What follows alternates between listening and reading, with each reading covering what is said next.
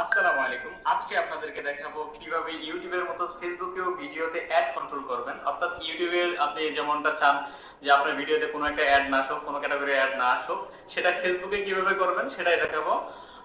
So চলুন চলে যাওয়া যাক স্ক্রিনে, বাকিটা স্ক্রিনে দেখাচ্ছি। আচ্ছা, প্রথমে আপনাদের পেজটা সুইচ করা থাকা লাগবে। আপনি পেজটা সুইচ করে নেবেন, তারপর প্রফেশনাল ড্যাশবোর্ডে যাবেন। এখান থেকে প্রফেশনাল ড্যাশবোর্ডে আসার পর আপনারা এখান থেকে ট্যাপ করে মনিটাইজেশন ট্যাবে যাবেন। যাওয়ার পর এখান থেকে আপনার কন্টেন্ট মনিটাইজেশন যে প্রোগ্রামটা এটাতে ক্লিক করবেন। দেন আপনার উপরে দেখেন সেটিং বাটন আছে, ওটাতে ক্লিক দিবেন। সেটিং বাটনে ক্লিক দেওয়ার পর আপনার ব্লক লিস্টে যাবেন। ব্লক লিস্টে যাওয়ার পর এখানে ক্যাটাগরিতে ক্লিক দিবেন। অর্থাৎ আপনি কোন ক্যাটাগরি অ্যাডগুলো আপনার ভিডিওতে শো করাতে চাচ্ছেন না, এটা এইখান থেকে ব্লক করতে হবে ক্যাটাগরিতে। আমি অলরেডি সিলেক্ট করে রাখছি অ্যালকোহল, আর্টস এন্ড এন্টারটেইনমেন্ট।